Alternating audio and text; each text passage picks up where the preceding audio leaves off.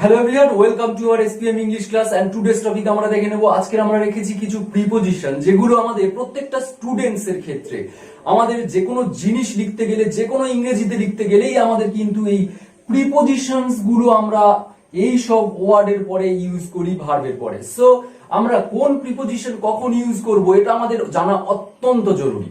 আমরা যে কোনো সেন্টেন্স লিখতে যাই, কিন্তু আমাদের প্রিপোজিশন ছাড়া কোনো সেন্টেন্স হবে না। সো প্রত্যেকটা স্টুডেন্টস এর জন্য এই টপিকটা ইম্পর্টেন্ট। এছাড়া প্রত্যেকটা কম্পিটিটিভ এক্সাম যারা দেয়, অর্থাৎ প্রত্যেকটা বিভিন্ন ধরনের ইংলিশে যারা কম্পিটিটিভ এক্সামে ইংলিশে কোশ্চেন আছে তাদের জন্য কিন্তু এটা মোস্ট ইম্পর্টেন্ট। আমরা বিভিন্ন ধরনের ওয়ার্ড আমরা সেই কোশ্চেনে দেখতে পাই এবং তারপরে কোন প্রিপোজিশন বসে আমরা কনফিউজড হয়ে যাই। সো খুব ইজি ওয়েতে আমি আজকে দেখাবো কোন ধরনের ভার্বের সঙ্গে কোন ধরনের প্রিপোজিশন হয়, পার্টিকুলার কিছু অংশ। প্রিপোজিশনের তো প্রচুর ভিডিও আমার রয়েছে, তোমরা একটা একটা করে সময় পেলে দেখতে পারো প্লেলিস্টের প্রিপোজিশন টপিকে গিয়ে। অর্থাৎ এছাড়াও আমরা এই টপিকের ডেসক্রিপশন বক্সে তোমাদের দিয়ে দিলাম কিছু প্রিপোজিশনের টপিক। সো চলো, অ্যাডমিটের পরে কখন টু হবে, কখন ইনটু হবে। অ্যাডমিটের পরে টু দিলে অ্যাডমিট টুর ইংরেজির মানেটা আলাদা হয়ে যাবে, অ্যাডমিট ইনটুর মানেটা আলাদা হয়ে যাবে। অ্যাজামড অফ এর মিনিং আলাদা হবে, অ্যাজামড ফর এর মিনিংও আলাদা হবে। এন্টার ইনটু এর মিনিং আলাদা হবে। আবার যদি শুধু এন্টার দিই, এন্টারের পরে আর কিছু থাকে না, কখন সেটা দেব সেটাও দেখব। পাসের পরে কখনো আমরা ফর দেব, কখনো অ্যাওয়ে দেব। পাস ফর এর মিনিং আলাদা, পাস অ্যাওয়ে এর মিনিংও আলাদা। So let's continue. আমরা দেখে নেব এই প্রিপোজিশন গুলো কিভাবে আমরা এদের পরে ইউজ করবো। আর খুব ইজি ওয়েতে আমি বলবো, যেটা তোমাদের সবসময় মনে থাকবে। আর খাতা নিয়ে বসে পড়ো যারা বাড়িতে রয়েছে নোট ডাউন করার জন্য। Look at the board. আমরা প্রথমে অ্যাডমিট ওয়ার্ডটা নিয়ে আমরা এখানে দেখাবো অ্যাডমিটের পরে কখন টু আর কখন ইনটু। ক্লাসের মতো করে আমি দেখাবো। প্রথমে আমি একটা সেন্টেন্স লিখছি, দেখো। He was admitted. He was admitted মানে তাকে ভর্তি করা হয়েছিল টু ক্লাস 6। দেখো একটা জিনিস, দেখো আমি অ্যাডমিটের পরে এখানে রেখেছি টু। ওকে, আরো একটা সেন্টেন্স লিখছি, দেখো। He was admitted into. He was admitted into the room.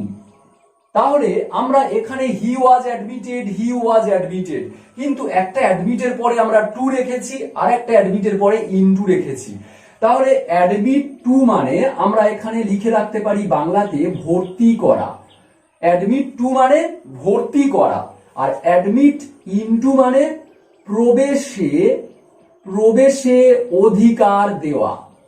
প্রবেশে অধিকার দেওয়া। তাহলে এটা ক্লিয়ার হলো। এখনো দেখো, এবারে অ্যাডমিটের পরে ইনটু দিয়েছি, ঘরের মধ্যে তাকে প্রবেশের অধিকার দিল।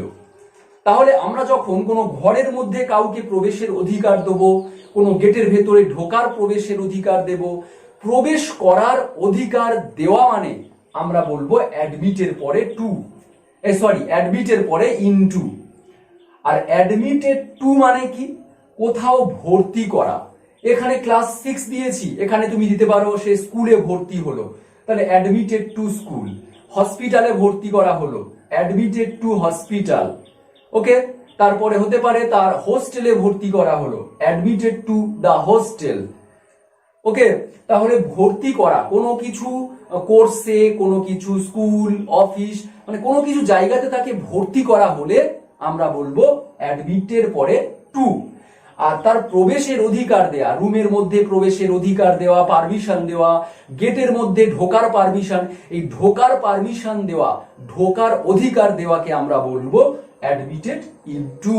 এইটা মনে রাখো, বাংলাটাও মনে রাখো। ভর্তি করা অ্যাডমিটেড টু, প্রবেশের জন্য অধিকার দেওয়া অ্যাডমিটেড ইনটু।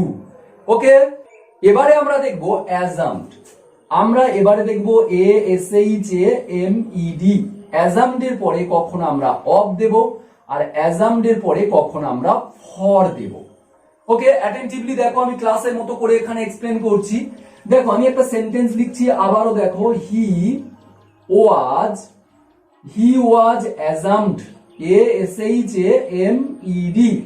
তোমরা স্কিপ করে যেও না, কন্টিনিউ দেখতে থাকো, কারণ এই যে লেখাগুলো আমি লিখছি বা দীর্ঘ সময় ধরে আমরা দেখছি, এটা কিন্তু আমাদের বেশি করে মনে থাকে আর এই বিষয়টা নিয়ে আমাদের মনের মধ্যে একটা চর্চা হতে থাকে। সো তোমরা ক্লাসের মতো করে দেখতে থাকো, যাই সেই জন্য আমি ক্লাসের মতো এক্সপ্লেন করছি, না হলে তো আমি এখানে সব আগে থেকে লিখে রাখতাম, তারপরে একটা একটা করে বোঝাতাম। সো আমি ক্লাসের মতো করে বোঝাতে চাইছি যাতে তোমাদের ব্যাপারটা আরো বেশি করে মনে থাকে মনের মধ্যে। হি ওয়াজ অ্যাজামড এর পরে আমরা কিছু এখানে দিলাম না। সাপোজ আমি এখানে দিলাম যে your conduct. Your conduct, conduct মানে কি? তোমার ব্যবহারে। বা আমি এখানে ইওর কন্ডাক্ট না লিখে বলতে পারি দ্য ম্যাটার।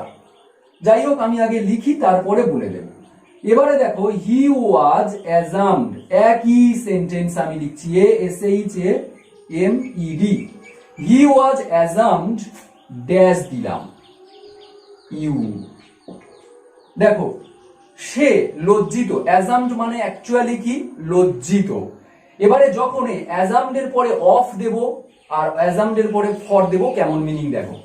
হি ওয়াজ অ্যাজামড, সে লজ্জিত, ইওর কন্ডাক্ট, তোমার ব্যবহারে। তাহলে কোনো ব্যবহারে বা কোনো ঘটনায় বা কোনো ব্যাপারে যখন কেউ লজ্জিত হবে তখন আমি অ্যাজামড অফ দেব। তাহলে লজ্জিত হওয়া, আমি কোনো ব্যাপারে লজ্জিত হলাম, কোনো ঘটনায় লজ্জিত হলাম, কোনো ম্যাটার। তাহলে আমরা এখানে কন্ডাক্ট লিখেছি, দেখো কন্ডাক্ট মানে ব্যবহারে, তারপরে হতে পারে বিহেভিয়ারে, হতে পারে কোনো ম্যাটারে লজ্জিত হতে পারে, ওকে, কোনো ইনসিডেন্ট, কোনো ঘটনায় লজ্জিত হতে পারে।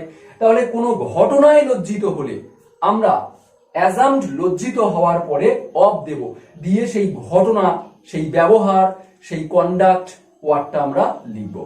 আর একটা আছে অ্যাজামড এর পরে ফর দেব।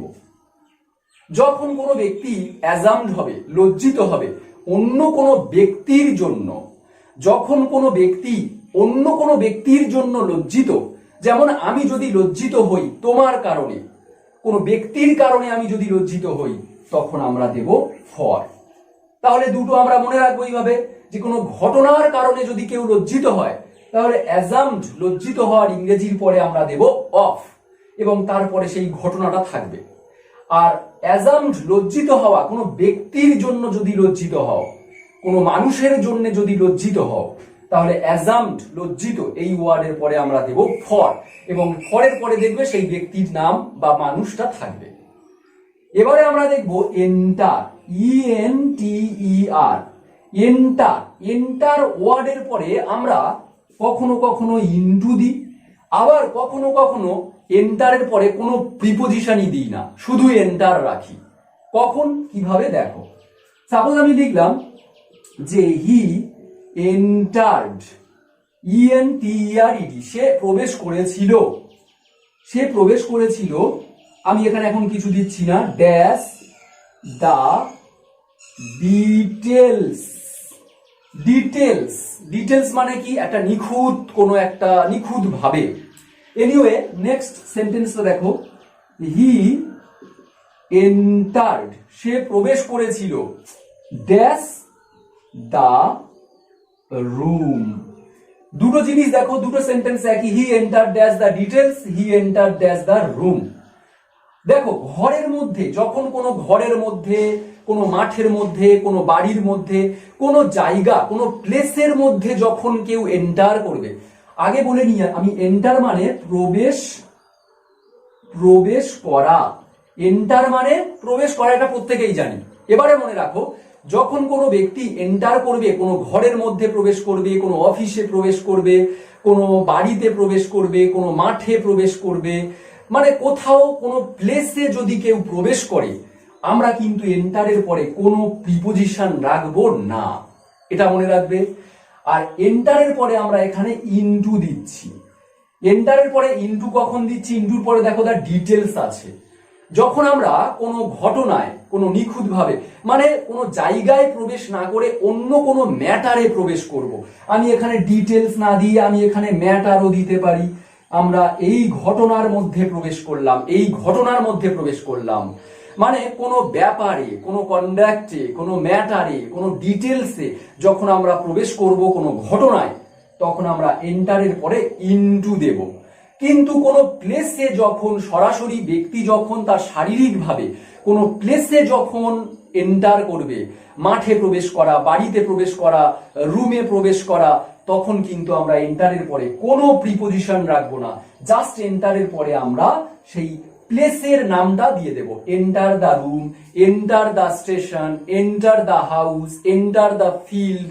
ওকে, তাহলে এন্টারের পরে আমরা প্লেস যদি দিই, এন্টারের পরে কোনো প্রিপোজিশন রাখবো না। আর কোনো ম্যাটারে, কোনো ডিটেলস, কোনো ম্যাটার, কোনো কন্ডাক্ট, কোনো ঘটনায় প্রবেশ করলে আমরা এন্টারের পরে ইনটু অবশ্যই দেব। ওকে, নেক্সট চলো এবারে আমরা দেখে নেব PASS, পাস। পাস, পাস মানে আমরা সবাই জানি অতিবাহিত হওয়া, কিন্তু পাসের পরে যখন আমরা ফর প্রিপোজিশন বা অ্যাওয়ে প্রিপোজিশন দেব, পাসের পরে যখনই ফর দেব এর মিনিং সম্পূর্ণ আলাদা হয়ে যাবে, আর পাসের পরে যখন অ্যাওয়ে দেব এর মিনিংও একেবারেই চেঞ্জ হয়ে যাবে। কিন্তু পাস মানে অতিবাহিত হওয়া। চলো একটা সেন্টেন্স আমরা লিখি। সাপোজ আমি লিখলাম he, PASSES, he passes dash a clever boy, মানে একটা ক্লেভার ছেলে, হি পাসেস। কোন প্রিপোজিশন দেব, কেন দেব সেটাও বলবো। এবারে দেখো আমি একটা লিখছি হি পাস্ট ড্যাশ লাস্ট নাইট। তাহলে এখানে দুটো সেন্টেন্স রেখেছি, আমি একটাতে ফর এবং একটাতে অ্যাওয়ে ইউজ করব। কোনটাতে ফর কোনটাতে অ্যাওয়ে কেন সেটাও দেখো। হি পাসেস ড্যাশ এ ক্লেভার বয়, আমি প্রথমেই ইউজ করব ফর, এখানে পাসের পরে ফর দেব। দেখো পাস ফর মানে আমি এখানে লিখে রাখছি গণ্য হওয়া। পাস ফর মানে পাসের পরে যদি ফর দাও এর মিনিং হবে গণ্য হওয়া। দেখো হি passes for a clever boy মানে সে চালাক ছেলে বলে গণ্যিত, মানে সবাই তাকে চালাক ছেলে বলে গণ্য করে। Passes for a smart boy, সবাই তাকে স্মার্ট বয় বলে গণ্য করে।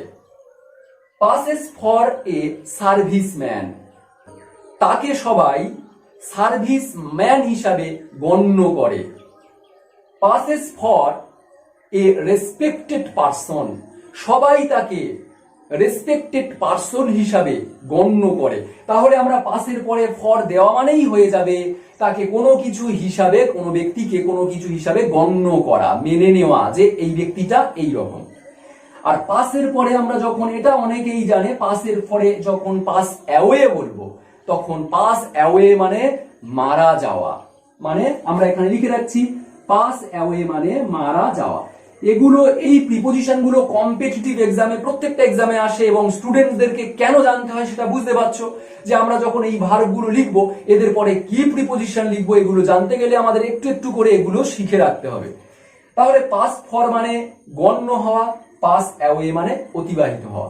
দেখো পাস অ্যাওয়ে এটা কি করে মনে রাখবে, দেখো পাস মানে অতিবাহিত হওয়া আর অ্যাওয়ে মানে অনেক দূরে, তাহলে পাস অ্যাওয়ে মানে অনেক দূরে চলে যাওয়া, তার মানে এটা মনে রাখবে এইভাবে যে অনেক দূরে চলে যাওয়া মানে সে মারা যাওয়া, মরে যাচ্ছে।